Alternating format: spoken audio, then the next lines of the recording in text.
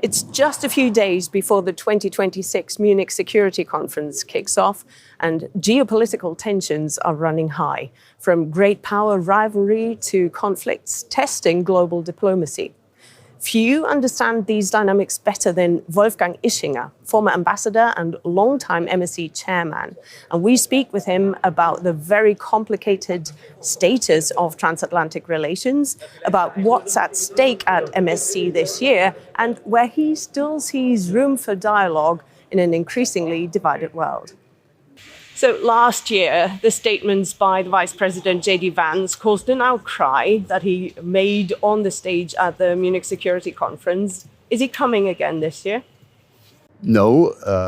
The most recent information we received from Washington, D.C. is that the U.S. administration delegation will be headed by Marco Rubio, the Secretary of State. Okay, transatlantic relations have been the backbone of the Munich Security Conference since its foundation in 1963. That's what you stressed again today in the press conference. And you say that they are in a deep crisis of trust and credibility. Your report has an unusual, dramatic title, Under Deconstruction. So where do we stand in terms of transatlantic relations? How do you work together with an administration that is out to demolish so much of what is really important to Europeans? Well, I think we have a double mission. The first part of the mission is that we need to consider ourselves like a bicycle repair shop. You know, you bring in your bike, which has been damaged, and you say, can you repair this so that I can continue my trip? So part of our mission, I think, is to at least offer the possibility of repair work in terms of rebuilding trust, confidence building, etc., among transatlantic partners. Obviously, trust has been damaged. Think of Greenland, think of other recent issues. The other, probably more significant, more demanding part of our mission needs to be to think about the longer term. Can Europe, and if so, how can Europe fulfill an American demand, which is you should actually be standing on your own 2 feet, you Europeans. After 80 years of relying on the American security umbrella, take things into your own hand. This is not this is a demand which I have a lot of sympathy for. It's not written in the Bible that 450 million Europeans, as the Polish Prime Minister used to say, that 450 million Europeans need 350 million Americans to defend themselves against 140 million Russians. So why can we not comply with the American demand of doing more for ourselves, so becoming more capable, more self-reliant? If that's what America wants, we should respond to it and become more, and actually be a little more self-confident also as we try to tackle this second part of the mission, which is, of course, not something where you can push a button. It's going to take many months, years, probably, to move in that direction. Now, you chose deliberately to invite members of the far-right AfD party to the Munich Security Conference, unlike your successor and predecessor, Christoph Heusgen, when he was chairman of the MSC. He didn't invite the far-right AfD party because of them being categorized as partly right-wing extremist. Some people are saying that you gave in to American pressure. What's your reaction to that? Well, first of all, there was never any kind of American pressure. That's just a myth. I've never been approached by anyone from the U.S. side about this at all. Second, I just want to make sure that everyone understands my sympathy for the AfD is close to zero. I have no sympathy for this party. But I need to recognize I am the head of a private foundation which runs a private, independent dialogue forum called the Munich Security Conference. And with what kind of democratic understanding will I take a decision to exclude categorically from my events the largest German opposition party?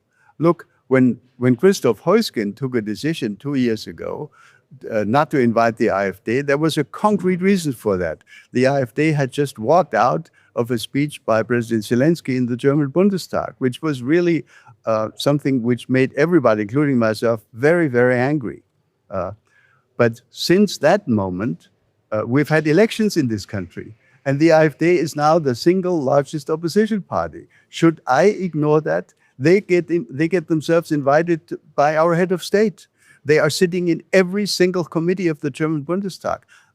And I really, I'm deeply opposed to the idea that by excluding them categorically, we should allow them to present themselves as being victimized again. So we decided to adopt a minimalistic solution.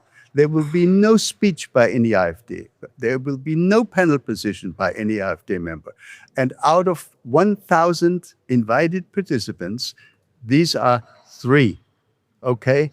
So let's not get excited about it. Let's just think that this is a normal procedure in a democratic country.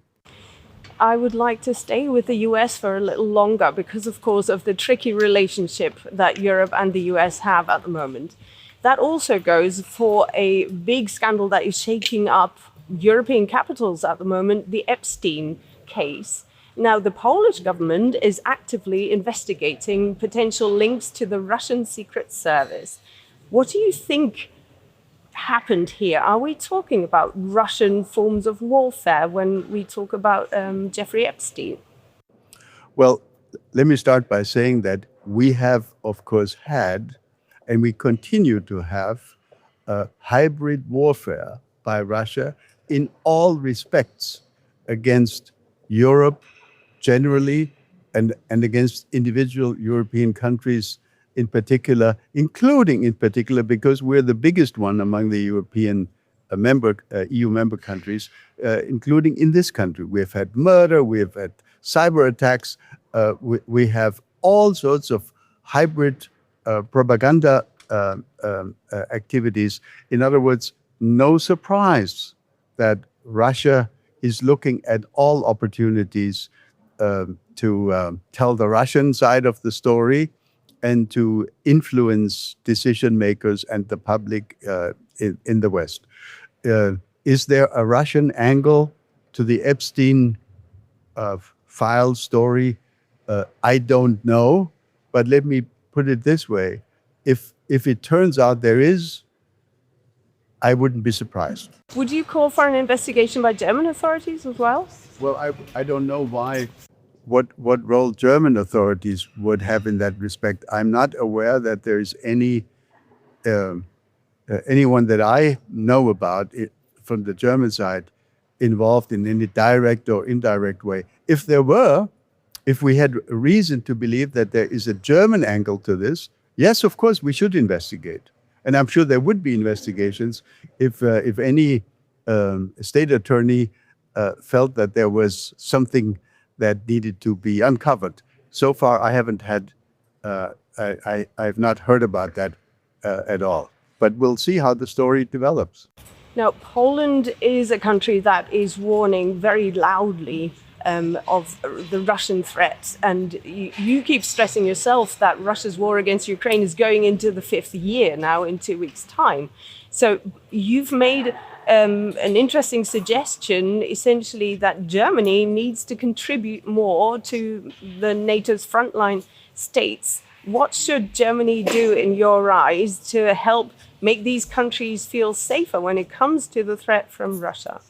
Well, look, I mean, for Germany, this is a tremendous historical departure from the practice of the last 80 years. For the first time since World War II, Germany has offered to deploy and is currently deploying an entire brigade into a neighboring country, namely to Lithuania. That's a very important part of this effort. By the way, it costs a lot of money. And the Lithuanians, as far as I can tell, are extremely happy about this strengthening of their own military backbone. An entire brigade for a small country like Lithuania is not nothing.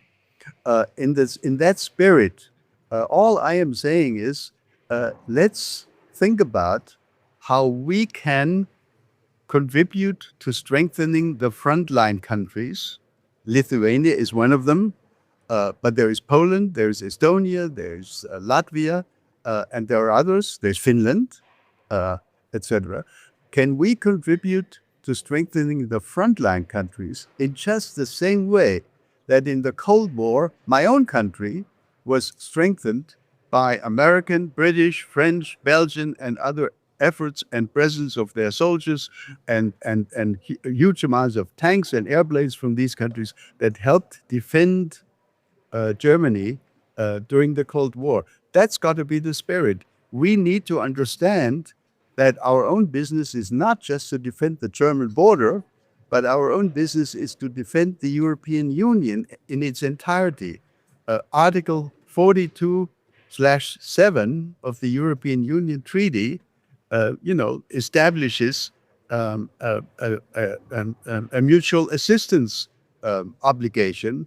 Everybody talks about Article 5 of the NATO Treaty.